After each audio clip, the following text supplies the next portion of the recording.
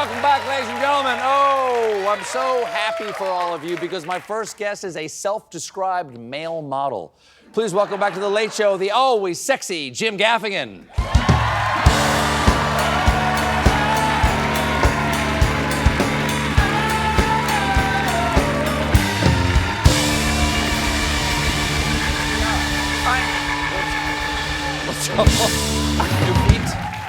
You know what? I wanted to do a little pratfall there. Thank you very much. Hey, nice to see you again. Thank you for having me. Yeah, Excited pleasure to have you. Yeah, you were just down in my neck of the woods, down in Charleston, South Carolina. Charleston, so beautiful. Isn't it? Did you have a and good of time? course, it's the home of the sundress.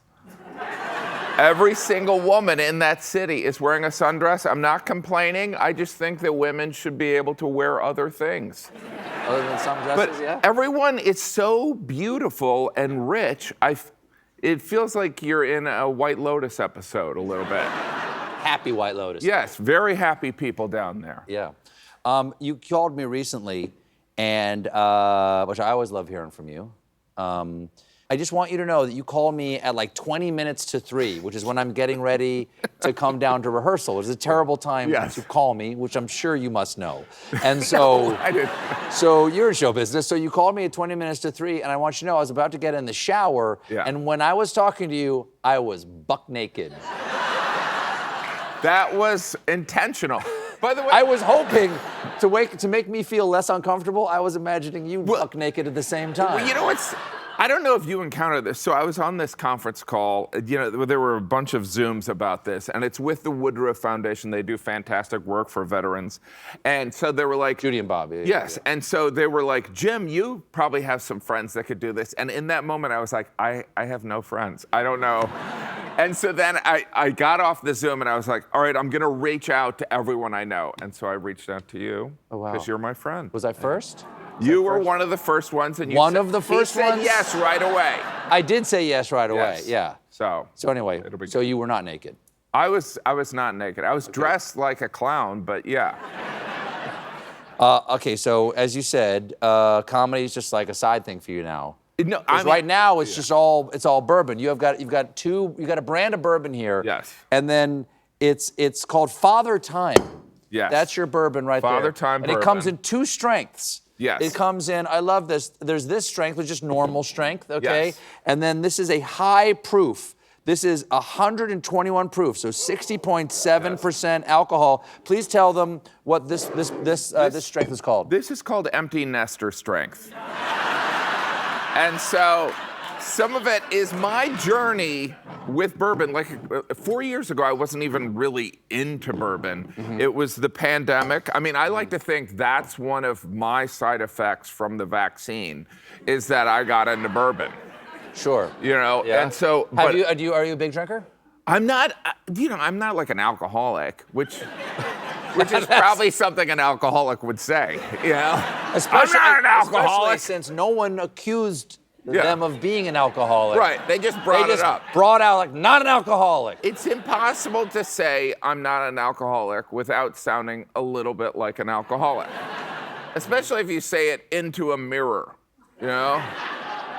I love the glasses. Alcoholic. I love the glasses. Oh, there you go. These too. Here, like this is my. They all have engraved. They all have sayings about fatherhood. Yes, and so some of this is the bourbon. My fascination really started. My wife and I, during the pandemic, we started drinking heavily. No, we would have an occasional bourbon every night, and so some of it started there, and then I've always been complaining about my kids because they've ruined my life. And so some of it is, and I'm not suggesting that alcohol is the answer, but it's pretty damn close, you know? And bourbon in particular is like perfect. Yeah. So, so these are all quotes about the challenges of being a father. Because the bourbon is Father Time bourbon. And I kind of, some of this was inspired by the way, that's my grandfather who made dentures. And my entire life, I thought, oh, my grandpa made dentures. That's an interesting thing.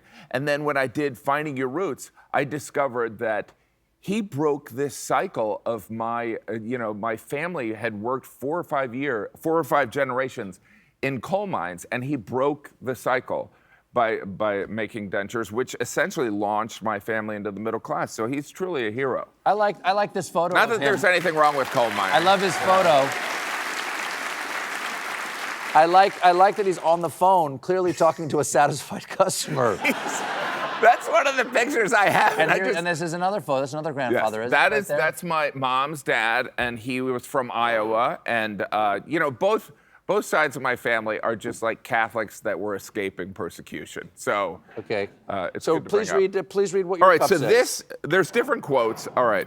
You know, this one's, you know what it's like having a fifth kid? Imagine you're drowning and someone hands you a baby. So. Can I read this one? It's your joke. Can I read this one? Yes. I like this one. I like this one. This is, being a father is definitely the most important thing I will fail at in my life.